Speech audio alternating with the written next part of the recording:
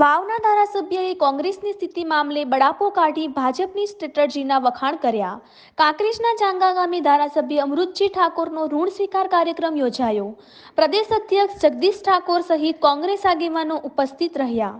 કાર્યક્રમમાં ધારાસભ્ય ગેનીબેન ઠાકોરનું નિવેદન.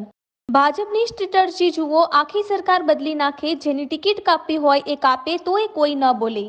આપણે કોંગ્રેસમાં કંઈ જ વધ્યું નથી તો ખબર નથી રોજ શેના ભાગ પડવાના રહી ગયા છીએ. મને 1,02,000 મત મળ્યા તો આમાંથી 2,000 જ 5 વર્ષ લોહી પીવાના. ટિકિટ, કોન્ટ્રાક્ટ, પૈસા અને ગાડી એકે ત્યાં હાજર થવાનું આ બધું 2,000 વાળાને જ જોઈએ. બાકીના 1 લાખ તો કંઈ જ બોલતા નથી. સમજણ એક સામેની જે ચૂંટણી માટેની જે આ માનસિકતાઓ આગેવાનોના સ્ટ્રેટર્જી આ તે બધું સમય સંજોગે એક કેડર બેઝ પાર્ટી બનાવવાની જરૂર છે. અને નાના મોટી તમામ ચૂંટણીઓનું તાલુકા પંચાયત, જિલ્લા પંચાયત, વિધાનસભા ટિકિટ એકને મળે, માગણીદાર અનેક હોય, પણ તમે ભાજપની સ્ટ્રેટર્જી જુઓ, એ આખું સરકાર બદલી નાખે તોય કઈ ના બોલી કે, મુખ્યમંત્રી બદલી નાખે તોય કોઈ અવાજ ના ઉઠાવી કે, ટિકિટો જેને કાપવી હોય એટલી કાપી નાખે, મંત્રીમંડળમાં ખુરશીઓ ગોઠવી હોય ચાલુ લઈ લે ભરતભાઈ તોય કોઈ કઈ ના બોલી કે. અને આપણે તો હજુ કઈ હવે વધ્યું જ નથી તો રોજ શીખી શેના ભાગ પાડવાના રહી ગયા એ જ ખબર પડતી નહીં ને. આવનાર સમયની અંદર સાહેબ જ્યાં પાર્ટીને નવેસરથી સંગઠન આખું ઊભું કરવું પડે અને વર્ષોથી એકના એક, હું તો એમ માનું છું કે સાહેબ ધારો કે વાવ વિધાનસભામાં મને 1,02,000 વોટ મળ્યા. હવે આ 5 વર્ષની અંદર આ 2,000 જ લોહી પીવાના. ટિકિટો એને જોવે, કોન્ટ્રાક્ટરના કામે એને જોવે, ગાડીએ એને જોવે, પૈસા એને જોવે. ઈ ના કે અમારા હાજરે ઈ જ રહેવાનું. ઓલા 1 લાખ તો બિચારા આવતા નથી, આ 2,000 જ લોહી પીતા. ગઈકાલે હું આપણા સચિદાનંદ બાપુના સાહેબ ભાષણ સાંભળતી હતી, એમની સ્પીચ મને સાંભળવાનું ખૂબ પેલું. એમણે એમ કીધું કે ચૂંટણી આવે ને ત્યારે ઘણા બધા આગેવાનો મને મળે કે 5 વર્ષને બદલે વરે વરે ચૂંટણી આવી જોઈએ સારું. તો કે એવું કેમ? કે એમ જ મજા રહે. આપણે કઈ રીતે કે ચૂંટણીમાં અમે ચૂંટણીના આગેવાનો જે ચૂંટણી લડતા હોય ઉમેદવારો એકની પાસે રાતનો મેળ રાખે અને એક દાડાનો, એટલે જે જીતે અમારો જ જીતે. એમ કાં તો રાત વાળો જીતે ને કે દાડા વાળો જીતે છે. આ ચૂંટણીની આખી જે જાહેર જીવનની પરિભાષા બદલાતી જાય છે અને પરિભાષા બદલાતી જાય છે ત્યારે આ મારો પોતાનો અનુભવ છે.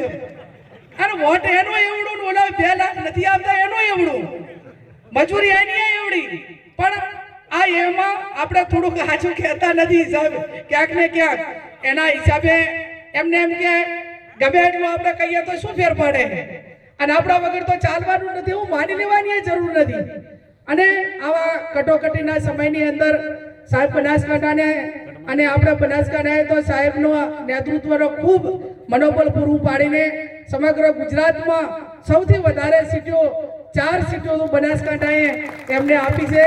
આપ સૌને હું ખાતરી આપું કે આવનાર સમયની અંદર વિધાનસભાનું ગૃહ હોય, જિલ્લાની સંકલન સમિતિ હોય, તમારું કોઈ પણ નાના મોટું ટાપુ ધારાસભ્ય સક્ષમ છે.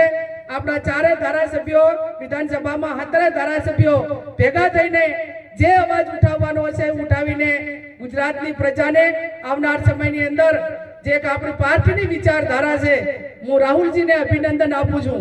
અને બીજું આપ સૌને પણ મારી 2 હાથ જોડીને વિનંતી છે કે યુવા વર્ગ, મહિલા આ વધારે કોંગ્રેસની અંદર જોડાય.